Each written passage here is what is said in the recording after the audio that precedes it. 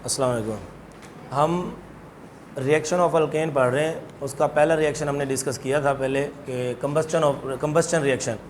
Alkane oxygen की मौजूदगी में कार्बन डाइऑक्साइड और वाटर प्रोड्यूस कराते हैं। ये एक रिएक्शन जो है फ्लेम की मौजूदगी में होता है, ऑक्सीजन ज़्यादा मकदार में प्रोवाइड करनी है। इससे CO2 बनता है और वाटर। 1 मोल अगर अल्केन का लेंगे तो उसका डबल मोल हमें ऑक्सीजन प्रोवाइड करनी है। इससे हीट खारिज होती है। इसमें एक टर्म और है, heat of combustion. Heat of combustion.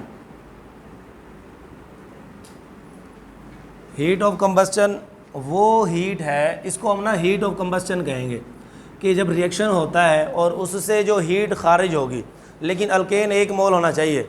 Amount of heat evolved when 1 mole of alkane is burned in the presence of oxygen to convert to produce CO2 and H2O. The amount of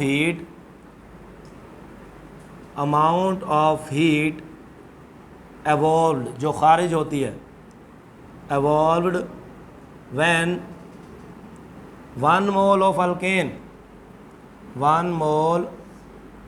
alkane is burned, जलाया जाता है, in the presence of oxygen, O2 to produce, ताकि पैदा हो सके, to produce CO2 and H2O is called heat of combustion. ठीक है जी, इसको हम हीट ऑफ कंबस्चन बोलते हैं। अल्केन जो हैं वो वैसे रिएक्शन तो नहीं देते, लेकिन सब्स्टिट्यूशन और कैटालाइटिक रिएक्शन देते हैं अंडर दी सुइटेबल कंडीशन। अगर कंडीशन अच्छी मिलती है तो वो सब्स्टिट्यूशन रिएक्शन, तबादले के रिएक्शन और कैटालाइटिक रिएक्शन देते हैं। इसमें जो हीट खारिज होती है जिसको हम हीट ऑफ कंबस्चन का नाम देते हैं, वैसे ये एक एक्सोथर्मिक रिएक्शन है, इससे हीट खारिज होती है, लेकिन रिएक्शन को स्टार्ट कराने के लिए फ्लेम प्रोवाइड करना पड़ता है। दूसरा रिएक्शन जो है ना ऑक्सीडेशन का है। ऑक्सीडेशन, अल्केन की ऑक्सीडेशन कैसे कराते हैं? देखो इसकी जो ऑक्सीडेशन है इसको हम कैटालाइटिक ऑक्सीडेशन बोल सकते हैं। अच्छा, ऑक्सीडेशन 2 तरह की है।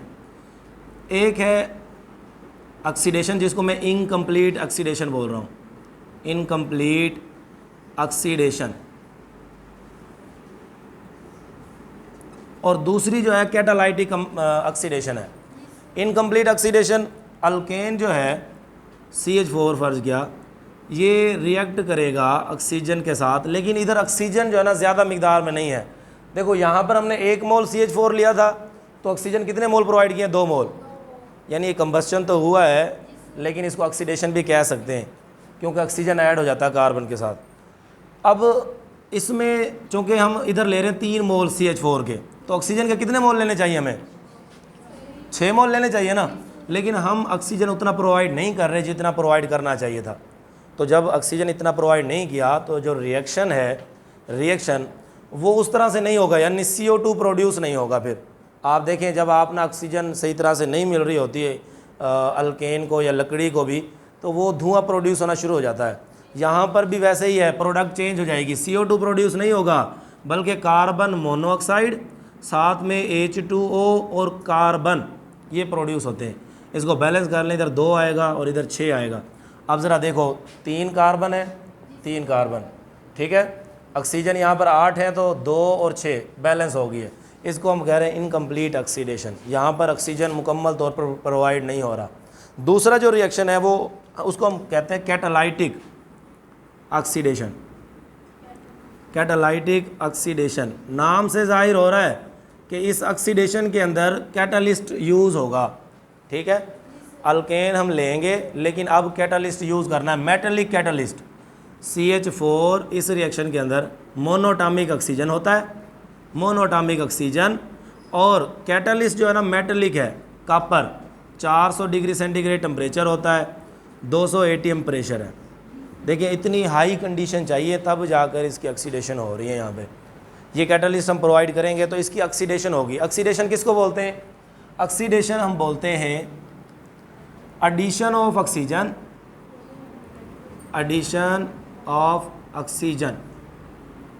removal of hydrogen, और इसी तरह addition of electron, addition of electron. अब देखो यहाँ पर क्या होगा, ऑक्सीजन ऐड हो जाएगा। ऑक्सीजन कैसे ऐड होगा, प्रोडक्ट हमारे पास ये बनती है CH3OH। पहले ये CH4 था ना, एक ऑक्सीजन जाके ऐड हो गया, ऑक्सीडेशन हो गई।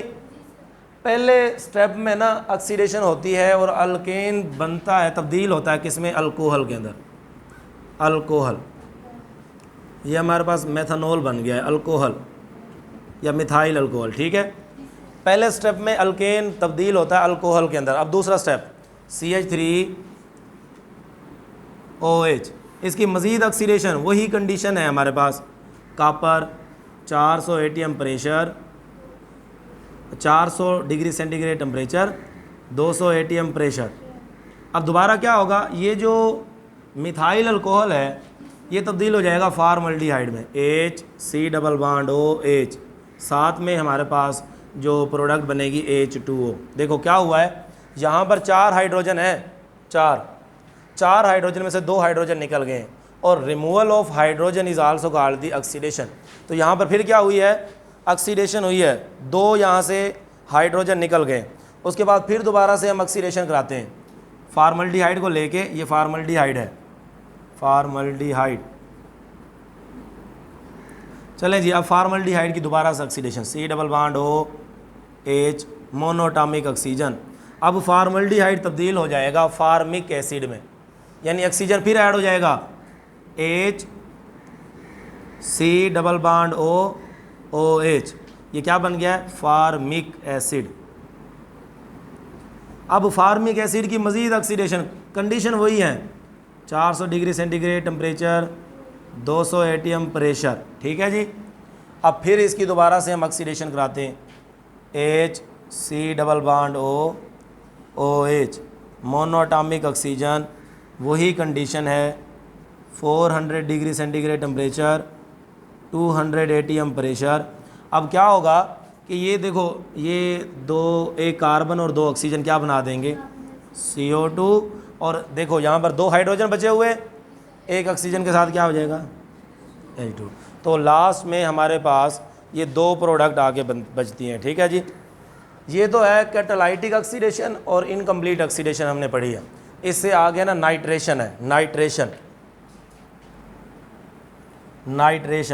नाम से जाहिर है, एशन बोलते हैं प्रोसेस को, नाइट्रेशन वो प्रोसेस जिसमें अल्केन के अंदर नाइट्रो ग्रुप ऐड हो जाता है, addition of nitro group,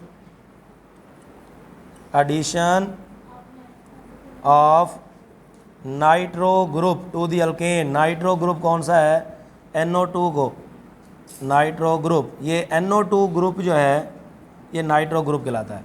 nitro group to alkane is called nitration, nitration कहलाता है, ठीक है जी। हमारे पास ये एक अल्केन है CH4 रिएक्ट करता है किसके साथ, नाइट्रिक एसिड। देखो मैं इसको यूँ लिख रहा हूँ, HONO2 और इसको मैं यूँ लिख रहा हूँ CH4 को CH3 हाइड्रोजन।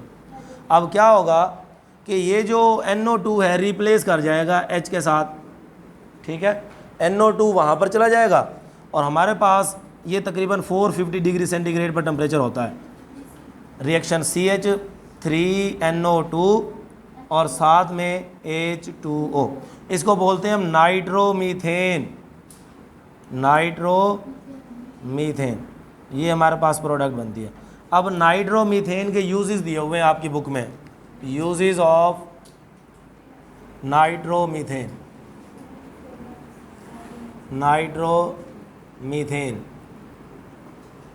अगर हम इथेन के साथ रिएक्शन कराते ना फिर क्या बनता हमारे पास, नाइट्रोईथेन। अगर प्रोपेन के साथ रिएक्शन कराते तो फिर नाइट्रोप्रोपेन। इस तरह से प्रोडक्ट बनती जाती हैं। और nitromethane is used, it is use, इसके यूजेस दिए हुए हैं, it is used as fuel, as a solvent भी इस्तेमाल होता है, एंड और ये इस्तेमाल होता है in organic synthesis, organic synthesis के अंदर इस्तेमाल किया जाता है। ठीक है जी। ये 3 बुनियादी छोटे छोटे रिएक्शन थे, कंबस्चन रिएक्शन, ऑक्सीडेशन रिएक्शन और इसके बाद हमने नाइट्रेशन। तो ये वाला जो इसमें ऑक्सीडेशन वाला है ना, ऑक्सीडेशन कैटालाइटिक ऑक्सीडेशन, ये 60 सवाल आ सकता है जो पेपर में, इसको नोट कर लें।